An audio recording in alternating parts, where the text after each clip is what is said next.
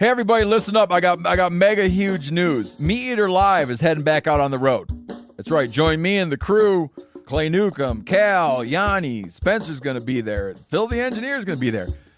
Meat Eater Live, headed back out. Now, when you get every ticket, okay, every ticket you buy, you get a signed copy of our new Meat Eater Outdoor Cookbook. This tour is celebrating the release of the book.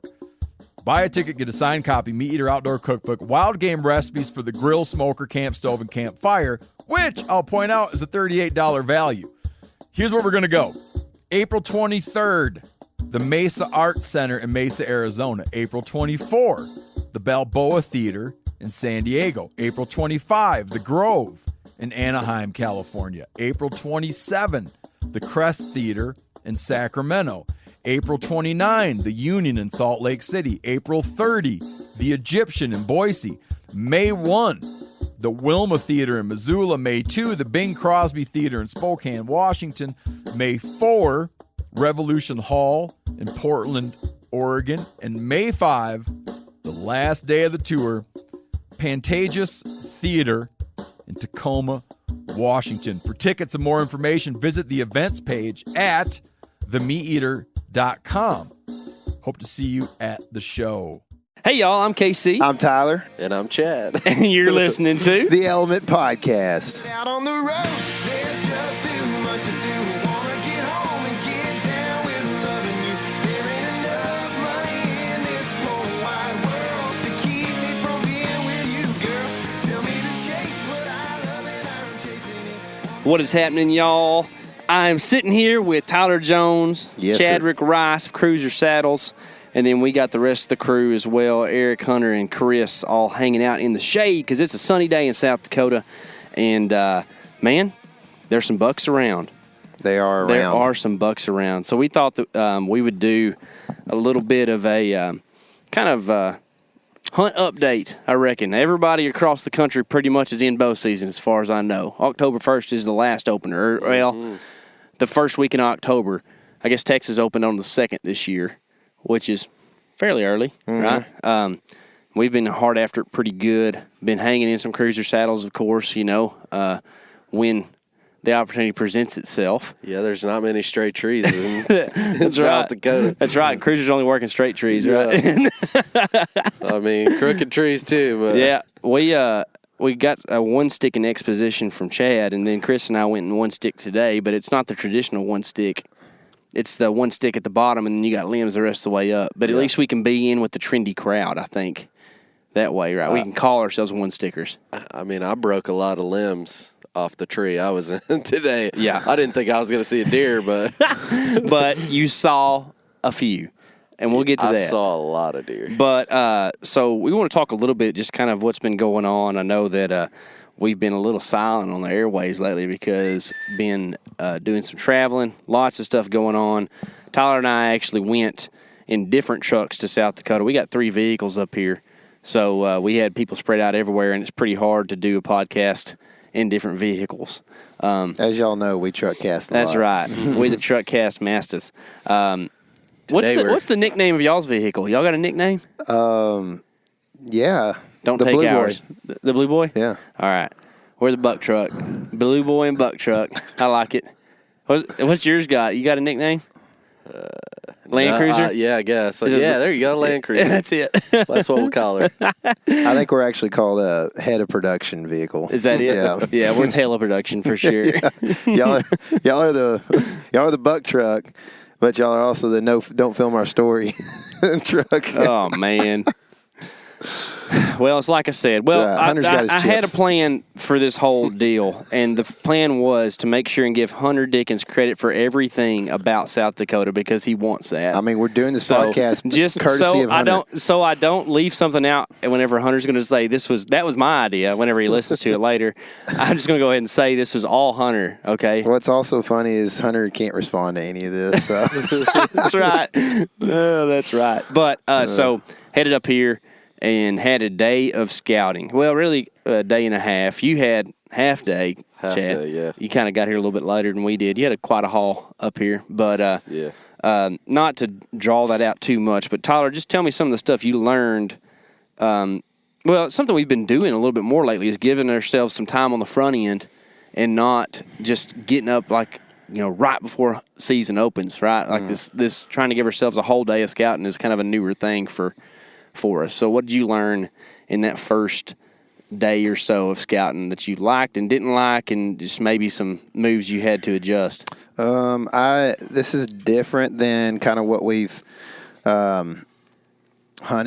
Yeah. Really a lot than pretty much anything we've hunted before. And I think that a couple of things that I've noticed is that I don't feel like it lends itself to be as huntable as, from an archery standpoint, as some of the stuff we've hunted in the past.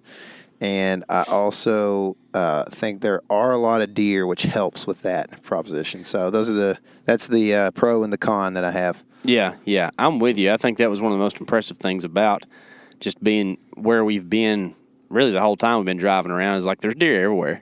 Yeah. And you don't see it and not see deer, which is nice and kind of one of the reasons we come up here. You know? Even drive down the road and it's like, Yeah. That's why we call Look off ourselves the a buck side, truck. It's actually easier to find bucks from the truck than it is from the saddle, right? That's the thing is you sit in a tree. Once you get down in there, you don't learn a whole lot sometimes because if you go in to kill with a bow in this country, I feel like a lot of times you may end up not being able to see much. And so you may not really learn a whole lot. Yeah. Whereas like in other states we've hunted, Nebraska or something like that, you may learn something about something that's going on 600 yards away. You know what I mean? And then you can move over there. Yeah. So that's kind of what's been difficult for me is like judging this or balancing this thing where should I observe tonight from on top of a hill somewhere or should I get down in there and try to get after it? And we've been getting after it. And except for the first morning, we had a lot of rain. Yeah. We've been dealing with rain on this deal, and I think that people across the country have been dealing with rain for opening day. And so for the second hunt in a row for opening day, I find myself not with a weapon in my hand, which is a real tough thing for me to face. But when you're doing production stuff, filming and whatnot, just it doesn't work, And I wouldn't have hunted even if I wasn't doing production stuff. I would have. Here's what I would have actually done. I would have got up and hunted and been sad that I did it because it rained a lot more than what I kind of thought it was going to. It rained hard that morning. People can call me whatever, but I don't like hunting in the rain much. Yeah, I think there's times whenever it would be effective. I don't do it very much anymore It's because not we film fun, everything. No, it's not fun. I like having fun when I'm hunting. Yeah, that's why I stopped hunting this morning. Stopped having fun. That's right, stopped having fun. I'm not hunting anymore. So opening morning, none of us hunted. We drove around some, did some glassing, and saw some deer. And then the evening of opening day, we all headed in. We kind of almost sent Chad to a spot that is kind of sight unseen for you, I think, right? That you hadn't been up there yet. But What do you mean? Up there where you hunted opening evening? Yeah. You had or had? I'm trying to remember where I was. Dude, I can't remember anything either. I'm like, I literally, for me, if you ask me a question that specific, I'm going to have to say, yeah, I've seen some bucks and yeah, I've seen some does. I'll refresh your memory. Car alarms, right? Oh, yeah. Yeah, Okay. so that was opening evening. Yeah, someone tried to break into my car twice. Yeah. Made my alarm go off. But yeah, I didn't see anything. I think that was a big buck just giving it the horn. My hunter saw like 30 No deer. pun intended. That's it. I know. Yeah, I was Of in the course, wrong hunter the spot. hunter. But, Hunter. in the world of production, no footage is no footage. If it ain't on film, it didn't happen. So true. That's probably true. shouldn't even talk about it, tell you the truth of the Probably matter. not. But, it is what it is. So What's cool is that we all, even Chad has a camera, so we all are filming all this stuff, and this is going to be possibly a big series that releases on YouTube. So if you're that kind of person that yeah. clues in on that kind of thing, then we're going to be releasing some stuff, lots of stuff over the next several weeks. If you're not, you should be. So go to YouTube and search The Element Hunting. Yeah. So we've got actually, some even The footage. Element, you can just search The Element right now, and we're like the Dang, fourth or fifth bro. thing down. It's pretty cool. Dang. Yeah. The skateboarders can't even hold their own. Tyler, have you been concentrating on the same area the whole time we've been here? I don't think so. Have you hunted, had a bow in hand anywhere else? I don't think so. We only hunted like 3 times, Eric, maybe. Like we've probably been in 3 times down there, I think.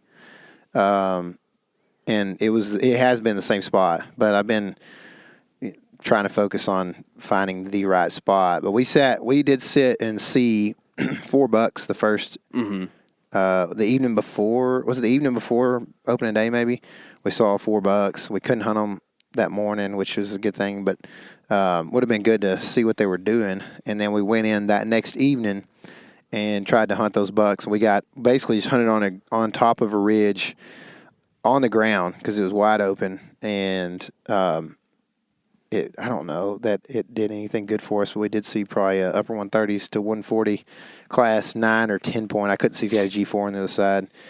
At like 100 yards, and I'm not sure, but I think he might have smelled us. So it's just one of those deals where that spot is probably toast at this point. Why do you think he might have smelled you? Oh, that's the one that you saw run while you were hunting, you mean? Yeah. I was thinking about the one, because y'all glassed up a pretty good buck that evening before, too, right? Yeah, he wasn't quite that big. Okay. He was just a nice 8, probably in that 110, 120 inch range, maybe. Looked like he was a long ways. I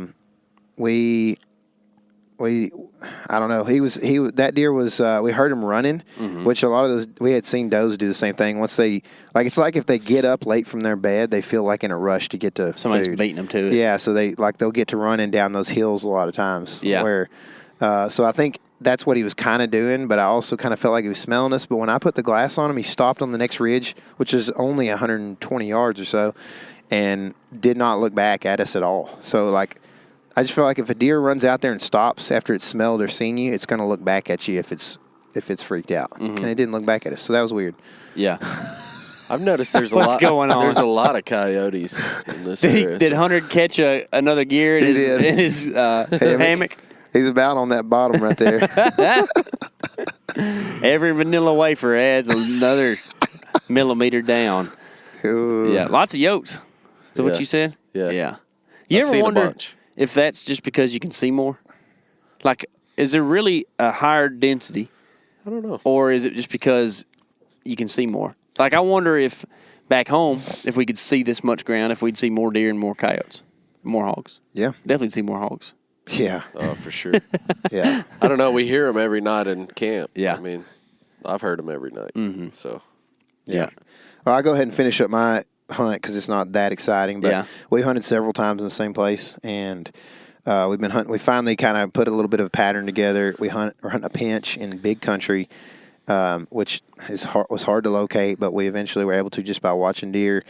And we've sat there a couple times on some pretty iffy winds. We got a lot of light and variable happening after the storm, and we've been busted twice in 2 hunts. So not feeling too great about it, but Hunter the Hunter has been Hunter the Scouter, and he scouted us up a spot for tonight. So me and Hunter go tag 2 bucks. He scattered from the 10th this morning. He did. Scouting again from a sleeping position. That's it. I could fit an English pea right in that nostril right now if I had one. But the reason I feel like we do this some on these out-of-state hunts, we kind of go in cautiously aggressive and end up blowing out a place in a couple hunts because you got to get in there and see what's in there, right? And why did you think that spending that much time in that spot was a good thing? Because you thought there'd be a good deer in there? Because there's so much habitat in there for them to bed in and live in. I was thinking that, and another thing is from all the observing that we've done, I was thinking we hadn't seen all the deer that are going to move through this.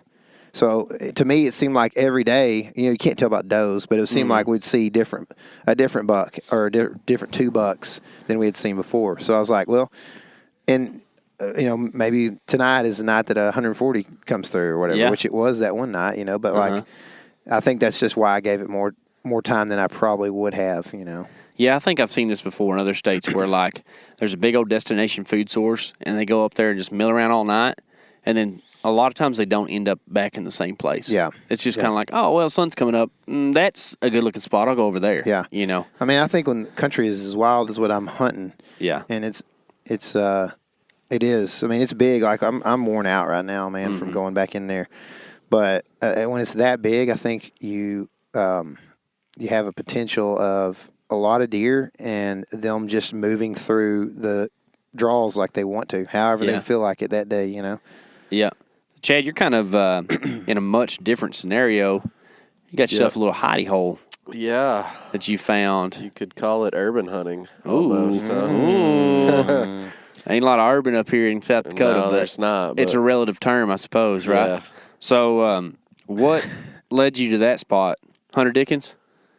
I mean, we both kind of Gotta say it. eyeballed it, but Yeah. I mean, yeah, I dropped him off, and he kind of went in and got on a high knob and glassed it and saw some bucks. He spends a lot of time up on a high knob. He But, can get his nose higher there than anywhere else. You know? But yeah, man. I mean, it's relatively close to the town we're in, and close to a neighborhood actually, but it's public. Yeah.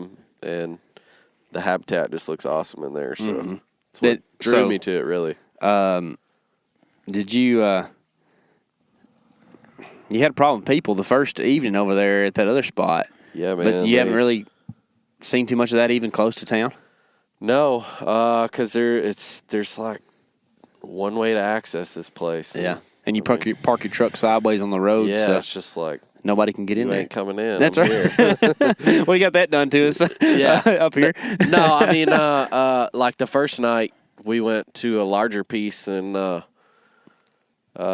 know, it was good habitat, but there's not a lot of like trees. It's all like dense, like pines and stuff like that, and just wasn't a lot of hunting options unless I wanted to get on the ground. Mm-hmm. And I didn't see anything in that spot, and someone tried to break into my truck twice because the car alarm went off twice. But so I told Hunter, I said, forget this place. I'm going. Got to find a different one. That's right. I mean, because people were driving in there raising cane, and yeah, it was not a good spot. And it's gone pretty good for you. Yeah, it's gone pretty good, man. So I've gotten into this spot that's urban. I'm doing the quotes with my hands here. But I've seen the first night I hunted it, I saw a really good 7-pointer. I thought he was an 8-pointer, but I saw him again this morning, and he's a heavy horn 7-pointer. And then this morning, I had a lot of deer under me.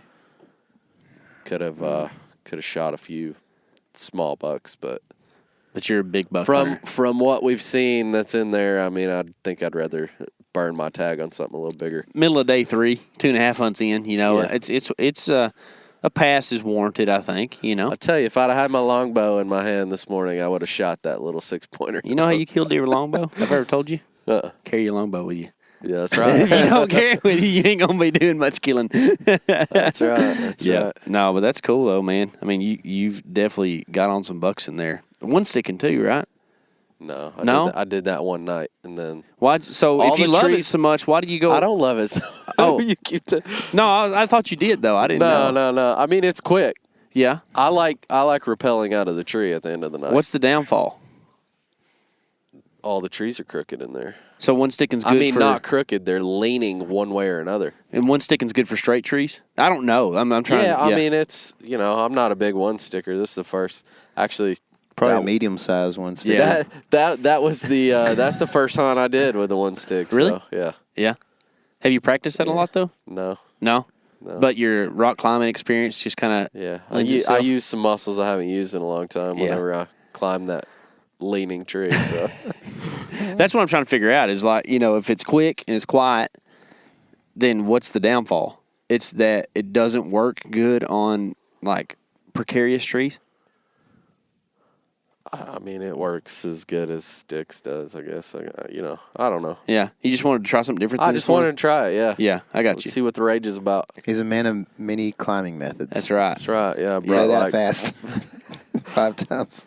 I brought a lot of climbing methods here. It's good. Yeah. Did you bring a throw rope? You can just No. pull yourself up there? No. You thought about that? Dude, all those trees are like seriously leaning on a 45 or they're dead in that area. Or Just they're take off running full of fast. And just just run up just it. run up that sucker. There you go. Like Yeah, Sonic man. the Hedgehog. Just like you were in a football game the other day. That's right. Yes, sir. We played us some ball. Yeah. Yeah. My arm ain't Yeah, even what- that sore, so that's good. What about you, man? Let's talk about your hunt a little I'm bit. about 5'11" if I got shoes on, and ranging somewhere between 185 and 225, depending on the time of the year. I gotta But- take a nap, so Okay. I was captain of the buck truck Yep. with But Chad and Hunter. not any credit to you for that position, right? No, exactly. So I don't know if you know this. Captain sounds cool, but there's actually like a higher position, and Hunter fills that role for us. Yeah. He'll get his chance. We glassed up a lot of deer in those first couple days, and actually glassed up a really good deer that we've been kind of mulling over quite a bit in more ways than one. And we haven't hunted him yet at all, but because the wind's tough, he's in a tough place to hunt. And honestly, we've talked about this some. It's like, man, sometimes a big buck like that can just mess you up. Yeah. Because if you just concentrate on him, you'll definitely eat a tag. You know? Oh, yeah. Well, I mean, that deer a lot of times lives in a spot that's really difficult to hunt. Yeah. So you could go in there and just not hunt correctly. It's a whole lot easier for him to get to 3 than it is to 6. Yeah. You know? Yeah. So are you going to – but you're thinking about dropping in there tonight, huh? Well, yeah, because there's more than one big deer in there. Mm-hmm. So even if he's not around, you know, if he's got bumped or something else, at least there's some other big bucks around. He might have got bumped and dumped. Bumped and dumped. There's been some pressure around. So we're unsure on how that's affected things. But you kind of just have to hunt your hunt and but be mindful. You like that cliche? Yeah, you got to be mindful of the pressure that's around, you know, but sometimes you just got to hunt around it somewhat and maybe try to hunt deer that guys have messed with or whatever. But Chris and I have been hunting together quite a bit, and we've been somewhat using beast tactics again, you know, not seeing bucks. So we might have to make an adjustment tonight. I don't know what the plan is for sure. But last night, dude, the wind has been terrible. Bad. And I hate to be, you know, Mm-hmm. if y'all listen to podcasts much, you know that it's just an excuse for guys to put headphones on and complain about things. I mean, that's what I'm going to do right now. It's like tough whenever you go in and the weather app's telling you that you got a west and then you got a north most of the morning or, you know, whatever it is. And that's what we've dealt with the last 2 hunts. This morning, Chris and I about near killed. I mean, we were real close. Some deer did some stuff that we had no expectation of them doing. We actually were kind of close to Chad, not like on top of each other, but close enough to see the same deer. About 400 yards, yeah. And you spooked him toward me. Through a thicket, man. Like it's thick in there. Thick in there. Yeah. And a couple good bucks, and they ended up. If we had that west wind that we were supposed to, probably would have came in embedded real close to where we were set up, and possibly would have got a shot. But instead, they made it over and hit our wind from some north gusts, and then headed on down there to Chadwick. So didn't get that shot, but. There are a lot of bucks around, and that's why I like this area. I don't know if I'm married to this stuff right now. I'm still thinking about some other spots, especially as we continue to kind of blow through some things, you know. If we lived here, I'm sure I'd be hunting this stuff a lot differently, but whenever you're on an out-of-state trip, even if it's a little longer like this, we're going to have, I guess, 6 hunting days, and we're on day 2.5 right now. So, you know, we got some time, but still, you got to be somewhat aggressive, and you end up blowing through some stuff sometimes whenever you do that. And I think Chris and I definitely have done that at a place we've been going, and that's why we're making adjustments and moving around and stuff. But I don't know if we're going to fill 6 tags on this trip, but there is going to be a buck go down very soon. You think? Very soon. I felt better about it until we figured out there was a 3-mile-an-hour south wind tonight. Yeah? You know what that means? It's a 0-mile-an-hour every direction wind is what it is. Yeah, it's a whichever way the thermals are blowing, which happens to be in the deer's favor this evening for most situations. Yeah, they kind of tend to make it that way, don't they? Yeah. They kind of know about that stuff. Yeah. So. I mean, because what you end up in a lot of times is in this type of country, in a lot of country, you've got ag up top and you've got bedding in the bottom. And when the sun sets in the evening, the thermal is going to suck your wind right to their noses. Right. Not good. So, if that'll help you all feel good about this afternoon, I'm glad to take that credit. That's right. I mean, Hunter probably didn't want to give that credit. I hope y'all are off to a great opening of season. Man, it is deer season, the happiest time of year. Don't get in the blues too much because you need to just enjoy what you're out there doing. because it is fun. It is pretty out here. The weather's nice. Eric's laid out like a sunbathing beauty, and we are just having a good time in South Dakota. And I hope you are having fun where you're at. Go check out the YouTube page. We got some new stuff dropping while we're on the trip, actually. I think we'll have a little bit of how-to stuff about how to hang a saddle fast, cruiser saddle. We'll be using in that to kind of show you how that hunting method goes. No, not one sticking, though, just traditional. You can four borrow sticks. my one stick if you'd like. I don't know if I need a boat anchor at the moment, but maybe this spring. You might love it. I might. But go check that out. Check out cruiser.shop, right? Yes, sir. That's it, CRUZR, to go ahead and get your gear for the season ready to rock and roll. Right now, however, we're about to eat some cookies. Maybe not, because cookies are celebratory. Maybe more like a Bloody Nutty. Hunter got elk blood all over our cooler, so our Nutty bars got bloody. I was about to say. You get credit for it all, Hunter. Good and bad. Anyways, guys, enjoy deer season. It's here. And remember, this is your element. Live in it.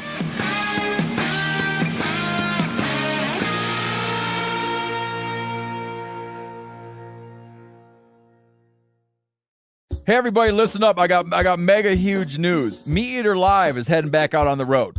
That's right. Join me and the crew. Clay Newcomb, Cal, Yanni, Spencer's going to be there. Phil the engineer's going to be there. Meat Eater Live headed back out. Now, when you get every ticket, okay? Every ticket you buy, you get a signed copy of our new Meat Eater Outdoor Cookbook. This tour is celebrating the release of the book. Buy a ticket, get a signed copy, Meat Eater Outdoor Cookbook, wild game recipes for the grill, smoker, camp stove, and campfire, which I'll point out is a $38 value. Here's where we're going to go. April 23rd, the Mesa Art Center in Mesa, Arizona. April 24, the Balboa Theater in San Diego. April 25, the Grove in Anaheim, California. April 27, the Crest Theater in Sacramento. April 29, the Union in Salt Lake City. April 30, the Egyptian in Boise. May 1, the Wilma Theater in Missoula. May 2, the Bing Crosby Theater in Spokane, Washington. May 4, Revolution Hall in Portland, Oregon. And May 5, the last day of the tour, Pantages Theater in Tacoma, Washington. For tickets and more information, visit the events page at themeateater.com. Hope to see you at the show.